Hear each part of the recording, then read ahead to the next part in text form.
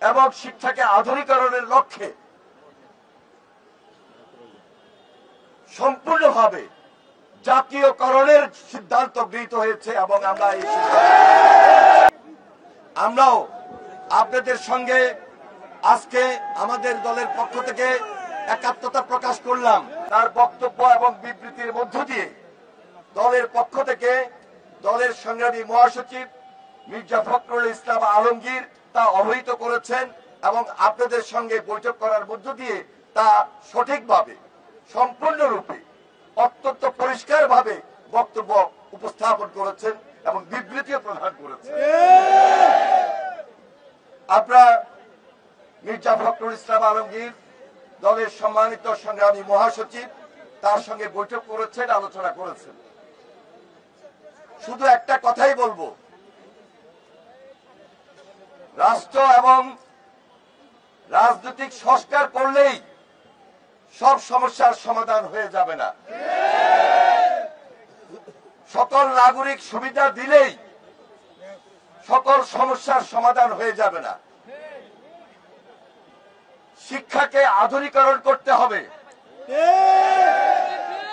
শিক্ষকদেরকে মর্যাদার জায়গায় আসীন করতে হবে। আমরা বাংলাদেশ জাতীয়তাবাদী দল ইতিমধ্যে আমাদের ভারপ্রাপ্ত চেয়ারম্যান জনাব তারেক রহমান আপনাদের আন্দোলনের পূর্বেই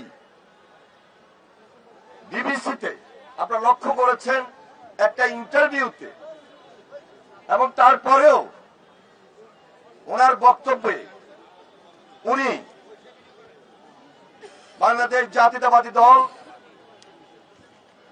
একটা নির্বাচন এবং নির্বাচনের মাধ্যমে দায়িত্বশীল দল হিসাবে জনগণের অবস্থানে আসা মাত্রই আমরা বিশ্বাস করি যে আমরা যদি সেই সুযোগটা পাই তাহলে আগামী দিনে এই যে আপনাদের বেসরকারি যে এমপিভুক্ত শিক্ষকদের যে আন্দোলন, শুধু এই আন্দোলনে নয়, শিক্ষকদের মর্যাদা স্বরূপ, রাষ্ট্রীয় স্বীকৃতি স্বরূপ এবং শিক্ষাকে আধুনিকরণের লক্ষ্যে সম্পূর্ণভাবে জাতীয়করণের সিদ্ধান্ত গৃহীত হয়েছে এবং আমরা এটি খুব হালকাভাবে দেখার কোনো সুযোগ নাই। এটি খুব ছোট্ট কথা নয়, এটা একটা কমিটমেন্ট। একটা দায়িত্বশীল দলের পক্ষ থেকে, দায়িত্বশীল অবস্থান থেকে এই যে সিদ্ধান্তটি কি আপনাদের সামনে অগ্রিম নির্বাচনের পূর্বে দেওয়া, এটা আমরা আমাদের দলের ভারপ্রাপ্ত চেয়ারম্যানের পক্ষ থেকে আবারও আপনাদের সামনে পুনর্বার উল্লেখ করলাম, অবহিত করলাম।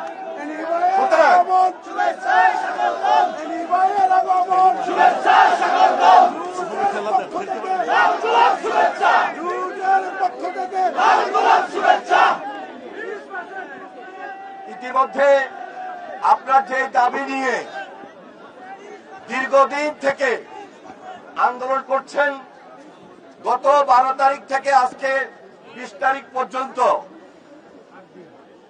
এই 8 দিন 9 দিন যেভাবে আপনারা প্রখর রৌদ্রে রাজপথে আন্দোলন সংগ্রাম করে যাচ্ছেন, এটা তো করার কথা ছিল না।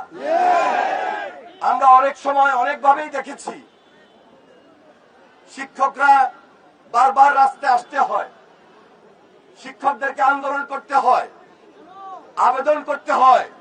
সেই কেনর উত্তরটা দিতে যেয়ে আমি আপনাদেরকে বলছি, আগামী দিনে যেন এই আন্দোলন আর না করতে হয়, সেই জন্য ওই যে পূর্ণ জাতীয়করণের কথাটাই আমরা আপনাদের সামনে তুলে ধরলাম।